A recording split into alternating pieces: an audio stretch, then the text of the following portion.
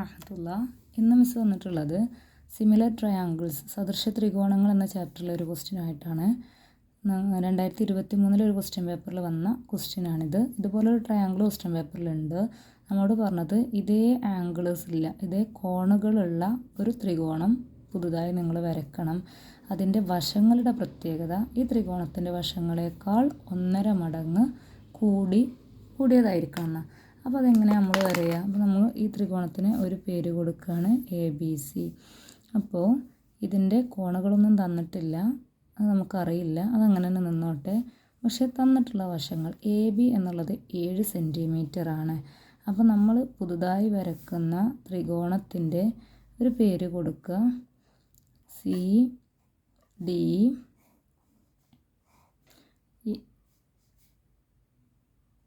ഈ പേര് കൊടുത്തു. ഓക്കെ, ഇനി CD എന്നുള്ള വശം ഈ ABയേക്കാൾ 1.5 മടങ്ങ് കൂടണം. അപ്പോൾ നമുക്ക് CD എന്നുള്ളത് എന്ത് കിട്ടും? AA × 1.5 ചെയ്യേണ്ടത്. പക്ഷേ ഇങ്ങനെ വരുമ്പോൾ നമുക്ക് ഇവരെ ഇൻറ്റു ചെയ്യാൻ ബുദ്ധിമുട്ട്. അപ്പോൾ നമ്മൾ ആദ്യം തന്നെ ഈ 1.5 എന്നുള്ളത് മിക്സ്ഡ് ഫ്രാക്ഷനായിട്ടാണ് കിടക്കുന്നത്, അതിനെ എന്തിലോട്ട് മാറ്റണം? അതിനെ ഇംപ്രോപ്പർ ഫ്രാക്ഷനായിട്ട് മാറ്റണം. എങ്ങനെയാണ് 1.5 ഇംപ്രോപ്പറിലോട്ട് മാറ്റുക? 1/2 ആണല്ലോ. ഇനി ഇതിനെ മാറ്റേണ്ടത് 2 × 1, 2 × സൈഡിലുള്ള 1 പ്ലസ് മുകളിലുള്ള 1/2 തന്നെ കൊടുക്കുക.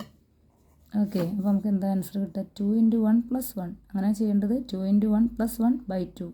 2 × 1 2, 2 + 1 3 എന്ന് കിട്ടും, 3/2 എന്ന് കിട്ടും. ഓക്കെ, അപ്പോൾ നമ്മളിവിടെ ഇതിനെ 7 ഇൻറ്റു ചെയ്യേണ്ടത് 1.5 കൊണ്ടല്ല, 7 × 1.5 പകരം നമുക്ക് 3/2 എന്ന് എഴുതാം.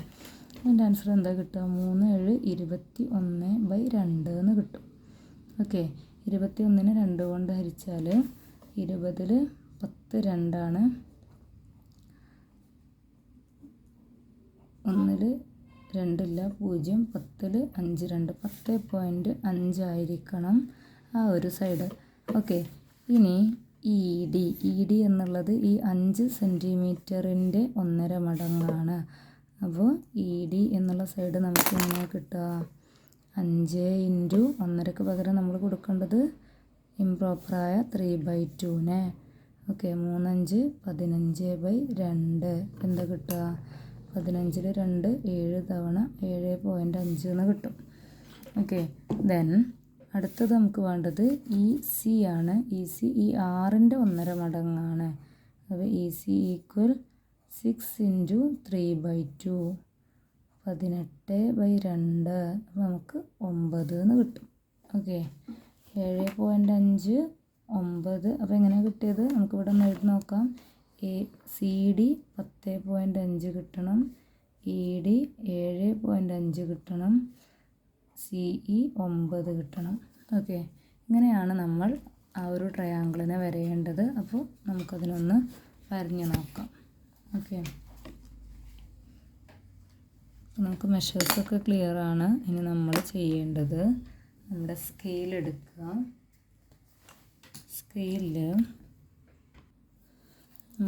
സ്കെയിലിൽ ഈ ട്രയാങ്കിളിൻ്റെ താഴെ വശം 10.5 ആണ്. അത് ഇവിടെ മാർക്ക് ചെയ്യാം. 10.5. അപ്പോൾ 10 കഴിഞ്ഞ് ആ 10നും 11നും ഇടയ്ക്കുള്ള ആ വലിയ ലൈനായിരിക്കും 0.5. അതിൽ നമ്മൾ മാർക്ക് ചെയ്തു. ഓക്കെ, അപ്പോൾ നമ്മളിതിനെ CD എന്ന് മാർക്ക് ചെയ്തു, 10.5 ആണെന്ന് മാർക്ക് ചെയ്തു. ഇനി നമുക്ക് വേണ്ടത് അടുത്ത വശം 9 സെൻറ്റിമീറ്റർ. ആംഗിളുകളൊന്നും ഇല്ലാത്ത കാരണം 3 വശങ്ങളും കിട്ടിയാൽ പിന്നെ നമ്മൾ കോമ്പസ് കൊണ്ടാണ് ആ ഒരു വശങ്ങളെ മാർക്ക് ചെയ്യേണ്ടത്. കോമ്പസിൽ 9 സെൻറ്റിമീറ്റർ മെഷർ ചെയ്യുക. 0ൽ നിന്നും 9 സെൻറ്റിമീറ്ററിൽ ഒരു ലൈന് കൊടുക്കുക. കോമ്പസ് മെഷർ ചെയ്യുക, എന്നിട്ടൊരു ലൈനല്ല ഒരു ആർക്ക് കൊടുക്കുക. ഓക്കെ, അടുത്തത് വേണ്ടത് ED എന്നുള്ള വശം 7.5 ആണ്. അപ്പോൾ 7.5 ആയിട്ട്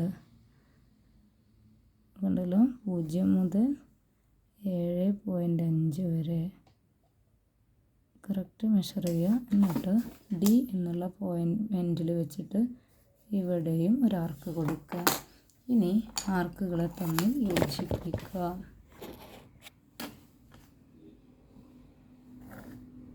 യോജിപ്പിക്കുമ്പോൾ നമുക്ക് ഒരു ട്രയാങ്കിൾ കിട്ടി. ഈ ട്രയാങ്കിൾ നമ്മുടെ ക്വസ്റ്റ്യൻ പേപ്പറിലുള്ള ട്രയാങ്കിളിൻ്റെ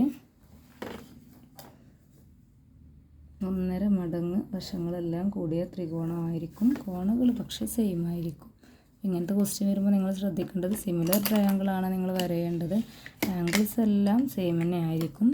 സൈഡ് 1.5 മടങ്ങ് ഇൻക്രീസ് ചെയ്തിട്ടുണ്ടാവും. അത് എത്രയാണെന്നുള്ളത് നിങ്ങളവിടെ എഴുതി കൊടുക്കുക. Okay, thank you.